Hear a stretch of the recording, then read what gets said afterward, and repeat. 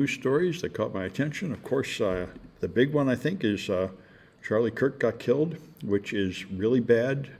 They shot at Trump and missed him, just nicked his ear or something, but somebody that's a better shot killed Charlie Kirk with one shot, and he's still on the run, last I heard. They haven't caught him yet.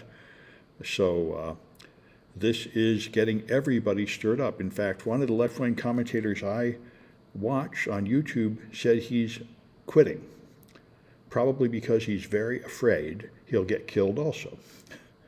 And the young commentators like him are very nervous. And apparently Donald Trump gave an audience where he just said the Democrats are responsible for all this, ignoring the fact that there's been a bunch of Democrats that have also been shot and wounded in other ways.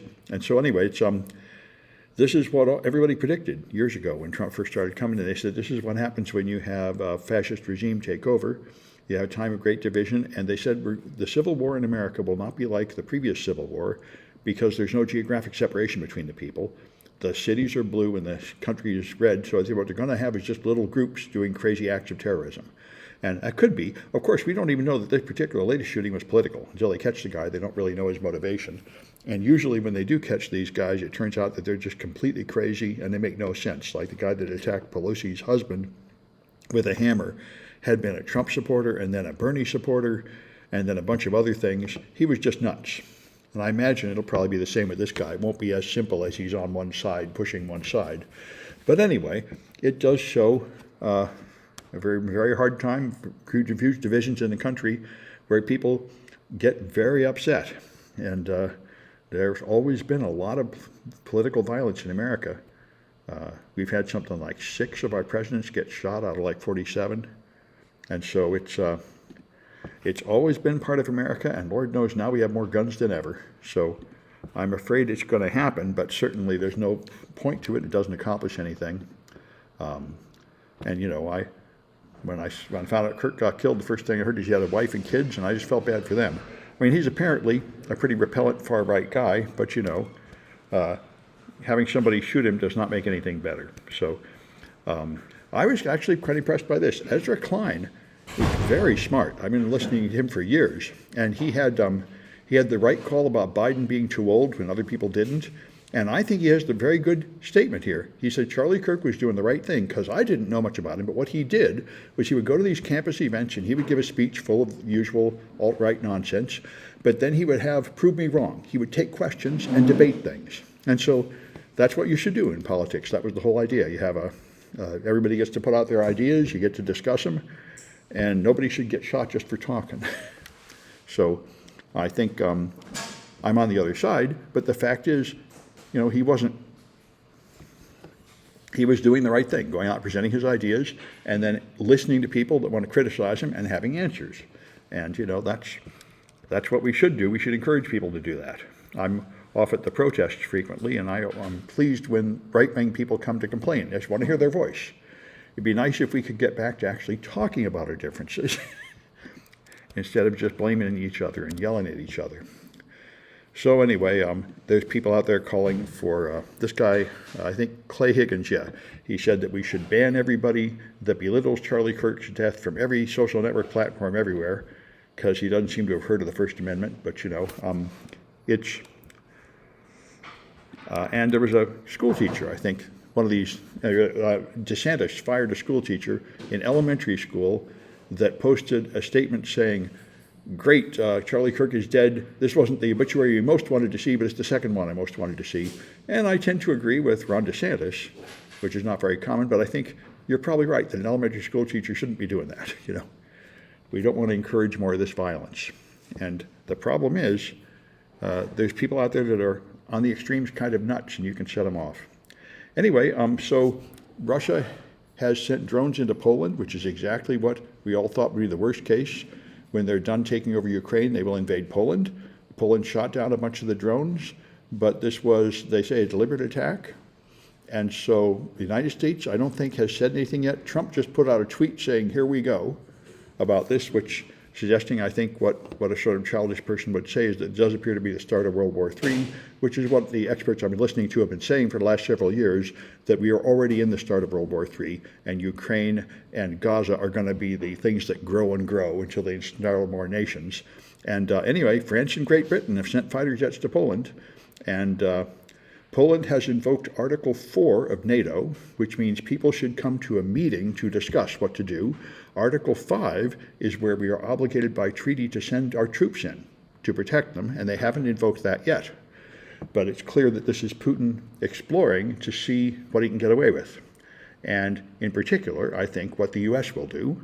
And so far, it looks like the U.S. will do nothing, but nobody knows what Trump is thinking. He went to Alaska to roll out the red carpet for Putin and believe everything he says, but then he started saying he's mad at Putin, so nobody has any clue what side he's on or what he's going to do.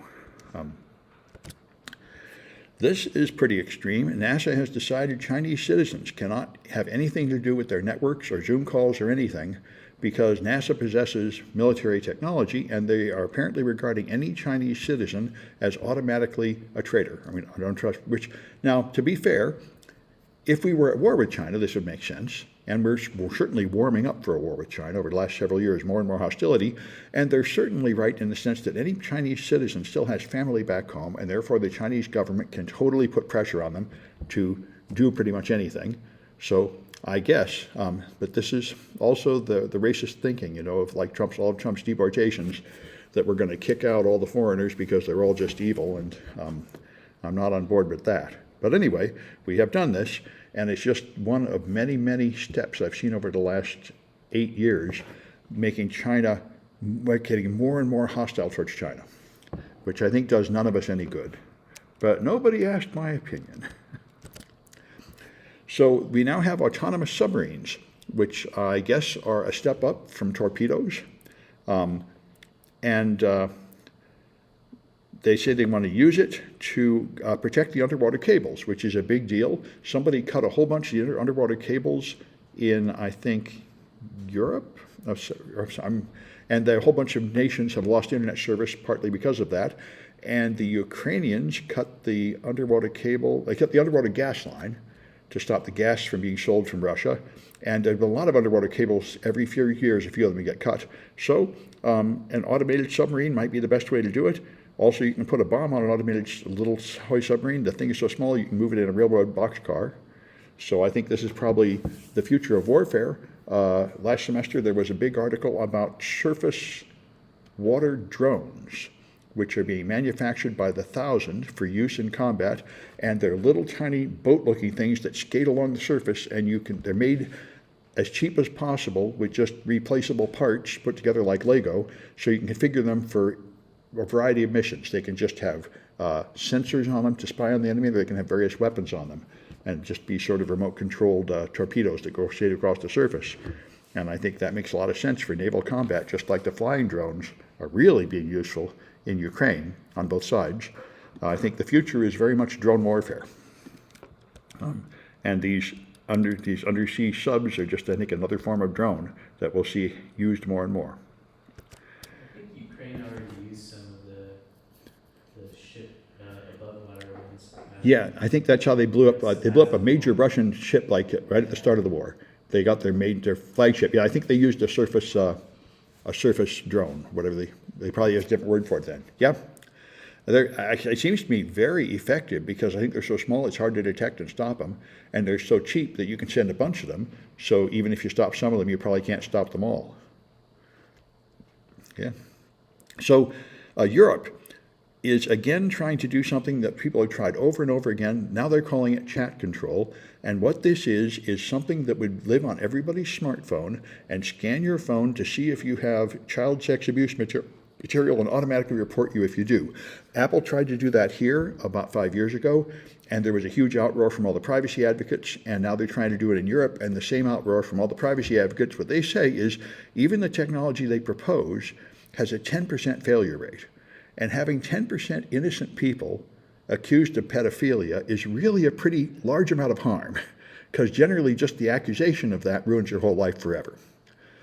As you can see with the Epstein files, I mean, just the idea that Trump might be in there seems to be doing him a ton of damage, and it already got the British ambassador to the United States fired because he was involved with Epstein, even when there's no details, no conviction in court or anything like that, just the barest connection to that kind of crime can ruin your life. So they're trying to stop this in Europe. It's very much the same thing they've had every time. They're going to somehow have a record of the hash values of known child sex abuse images, and they're going to scan phones to see if it's on there.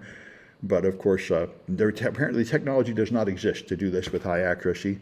And the other thing that the EFF and other privacy advocates have said is once you get in the habit of doing that, you'll just decide to scan for everything on the phone. Now that you've got an agent at everybody's phone reporting back to the government what's on your phone, they will want to look at your chat messages and your email and your physical location and everything else, and there's not much to stop them.